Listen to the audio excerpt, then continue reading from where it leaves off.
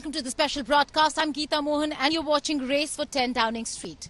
The United Kingdom is on the brink of a political shift as the country voted today. Labour leader Sir Keir Starmer is all set to win a historic mandate that could end the Conservative rule over here, which lasted 14 years. Millions of voters in Britain voted from the early morning of 4th of July, and so did the leaders. Incumbent UK Prime Minister Rishi Sunak and his wife Akshata Murthy cast their vote at a polling station in his former constituency in North Yorkshire. His challenger and the leader of opposition in the now dissolved House of Commons, Sir Keir Starmer of the Labour Party, cast his vote in London. Scottish First Minister and Scottish National Party leader John Swinney cast his ballot in Burlington. Night before the polling, Britain's tabloid newspapers tried to outdo each other with blaring headlines in a final bid to persuade the country's electors to vote one way or another. YouGov's final seat projection published on 3rd July put Labour on tracks to win a majority of 212 seats, the largest of any party in modern British history. Rupert Murdoch-owned British tabloid newspaper The Sun endorsed the Labour Party and its leader Sir Keir Starmer. The Labour leader and predicted winner of the election was delighted by the support. I think that shows just how much this is a changed Labour Party, back in the service of working people. The Tories, on the other hand, in a last-ditch attempt, even got Boris Johnson to campaign in support of Rishi Sunak, the man who helped turf him out of office in 2022 by a Conservative mutiny. The former Prime Minister of UK is one of British politics' most recognisable figures and a proven election winner.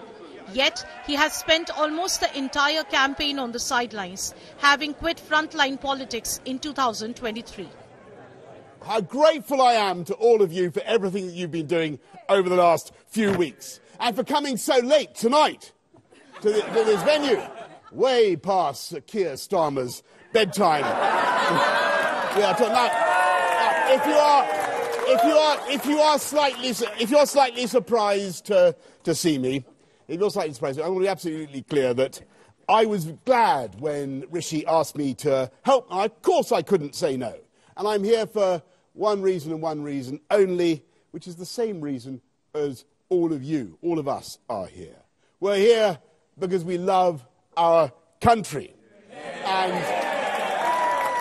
whatever our differences, they are utterly trivial by comparison with the disaster we may face if these so-called opinion polls are right.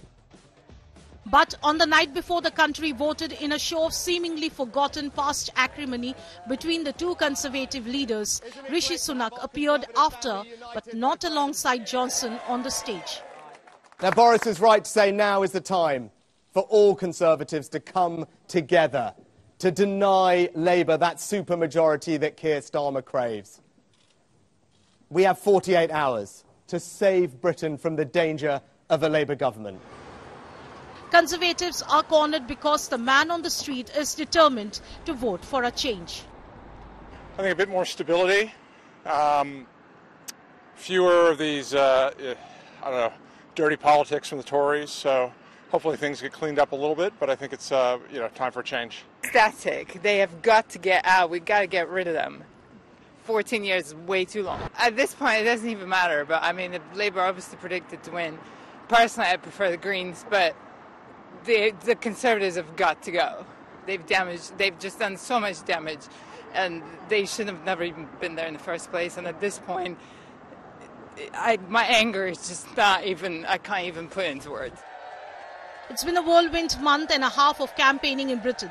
After 14 years of Conservative-led governments, of which Rishi Sunak served 20 months in office and 4 Conservative Prime Ministers before him, Tories in 2024 find themselves out of favour in this election season. Many voters blame the party for Britain's cost of living crisis, long waiting list for healthcare, high levels of immigration and the dislocations caused by Britain's departure from the European Union.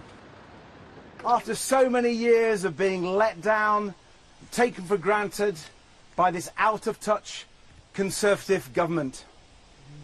This is a chance. This is a chance to vote for something different. Now, I believe this campaign has been great, but we have a special job to kick the Conservatives out of government. The United Kingdom is widely expected to do something they have not done since 2005. Elect a Labour Party government. And a win for Labour would see leader Keir Starmer take the keys to the Prime Minister's number 10 Downing Street office on Friday morning. While the mood in the country clearly is now advantage Labour, but when we spoke to the Indian community here across London, the views were very different. Many of them, for emotional and other reasons, backing and batting for Rishi Sunak. Here is what they had to say. Listen in. Conservative party should be back in power. मैं यही चाहूँगा just because उन्होंने जो काम किया है कहीं ना कहीं अच्छा भी किया है, but हर गवर्नमेंट को थोड़ा टाइम देना पड़ता है कोई भी चीज़ ट्रांसफॉर्म करने के लिए. यहाँ पे पार्टीज चेंज हुई, गवर्नमेंट चेंज होते रहे, पॉलिटिकल पर्सन लीडर चेंज होते रहे. सो मेरा ये मानना है कि आप थोड़ा टाइम देते, so that would be a change that come up. Like it's not This is a very big decision day for the whole country. The most important thing is that we should all come out to vote. That's one major thing. And then the country has to decide who the leaders are. Do we choose the right leaders? Is it Labour? Is it Conservatives?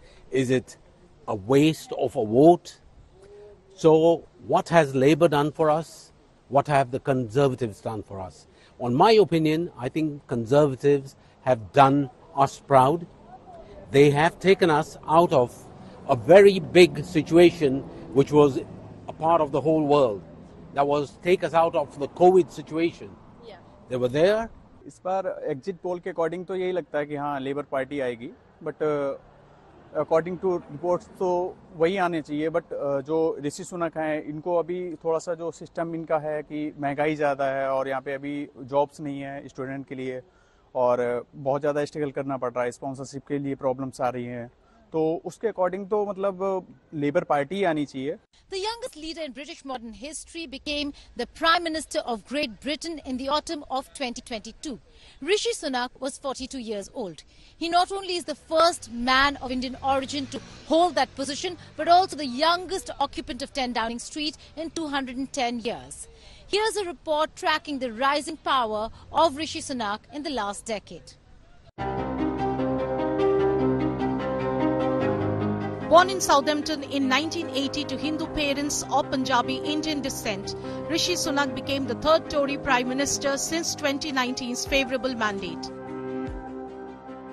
Married to Akshita Murthy, daughter of Infosys founder Narayan Murthy, they were the power couple. Sunak and his wife Akshita Murthy grabbed a spot on the Sunday Times rich list in May 2022. He was the Chancellor of Exchequer then. Sunak became the first prominent British politician to have entered the UK's wealthiest people list. From investment banker to the top spot in British politics, it's been a checkered career for Rishi Sunak. An Oxford University and Stanford graduate, Rishi Sunak's political career formally took off after he became the Member of Parliament in 2015 from Richmond, Yorkshire. A lifelong Brexiter, he campaigned for leaving the economic bloc, and he got his first ministerial berth under Theresa May as number 3 at the newly renamed Ministry of Housing, Communities and Local Government in 2018. At that time, the UK was a year away from election, and Rishi Sunak was a conservative young leader who endorsed Boris Johnson for the post of Prime Minister. In the successive election, Conservative Party emerged victorious, bagging 365 of the 650 seats.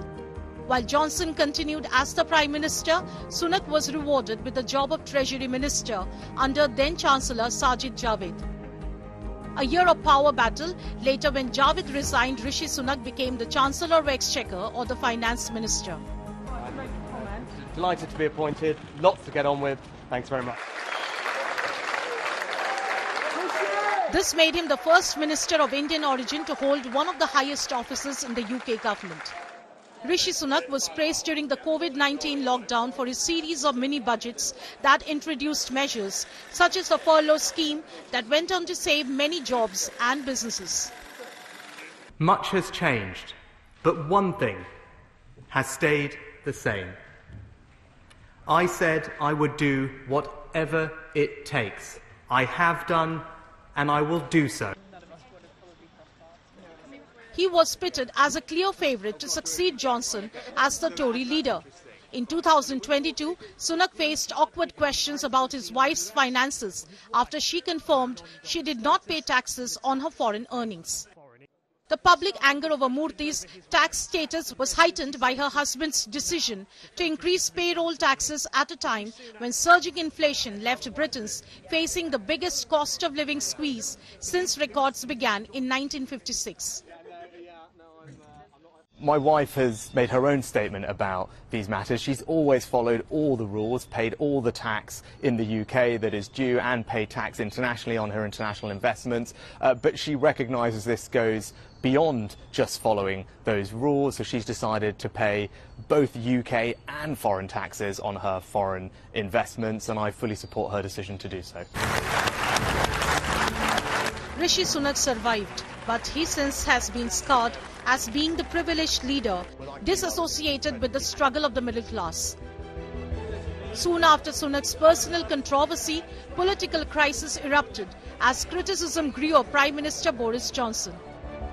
Dogged by scandals that included breaches of COVID-19 pandemic lockdown rules, a luxury renovation of his official residence, and the appointment of a minister who had been accused of sexual misconduct, Johnson tried to shore up his leadership in June 2022. He set out a raft of new policies to ministers after he narrowly survived a confidence vote that revealed the scale of the threat to his position. Rishi Sunak resigned on 5th July 2022, saying he had reluctantly concluded that, and I quote, "We cannot continue like this," unquote. He was accused by some in the Conservative Party of bringing down their hero, Boris Johnson, as a spate of resignations by ministers followed. 2 days later, Boris Johnson stepped down as Prime Minister. It is clearly now the will of the Parliamentary Conservative Party that there should be a new leader of that party and therefore a new Prime Minister. Let's be clear. This triggered a leadership election in the Conservative Party. Sunak joined the race but lost to Liz Truss. She in turn lasted for 49 days. Her mini-budget offered tax cuts with little on how to fund them, leading investors to panic and sell the country's bonds in sterling. After a chaotic 49 days, financial markets were spooked, debt was rocketing, and the party deeply split. Truss was dropped by the Conservative Party and Rishi Sunak returned as party leader. Good afternoon. As returning officer in the leadership election, I can confirm that we have received one valid nomination.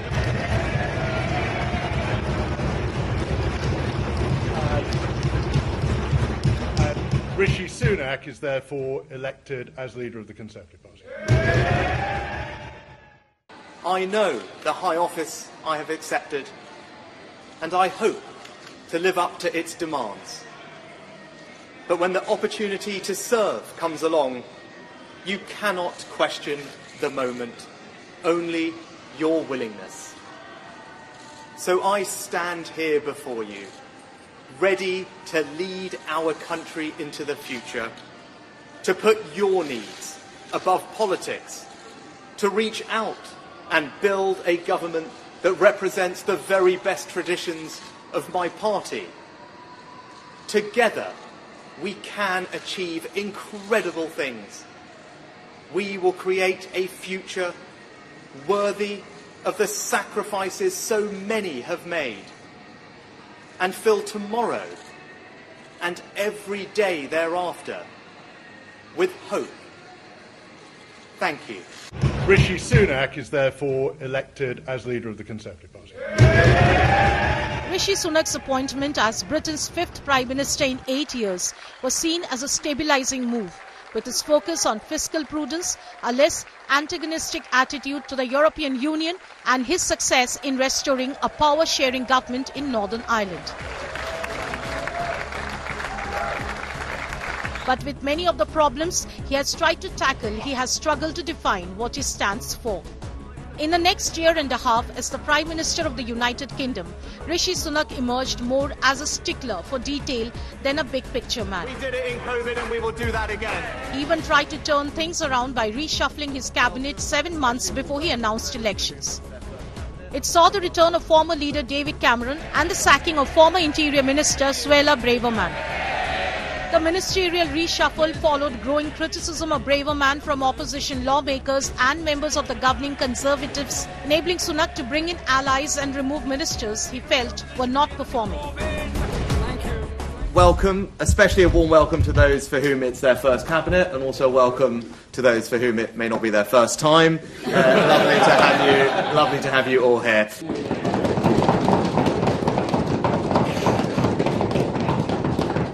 Rishi Sunak. But the public image for the Tory rule refused to improve. With plunging rating, Rishi Sunak played his last card. He announced the elections much ahead of time, perhaps hoping to surprise the wind out of his opposition's sail to shore up the sinking ship of his party. Earlier today, I spoke with His Majesty the King to request the dissolution of Parliament. The King has granted this request, and we will have a general election on the 4th of July. Over the next few weeks, I will fight for every vote.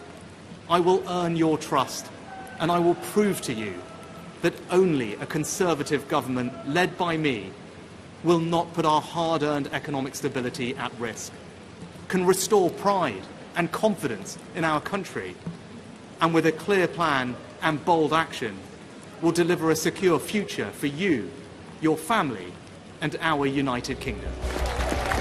After weathering attempts to remove him, Rishi Sunak, whose approval ratings are even worse than those Liz Truss had, entered the election with the hope that he can at least stem the hemorrhaging of support from the Conservatives.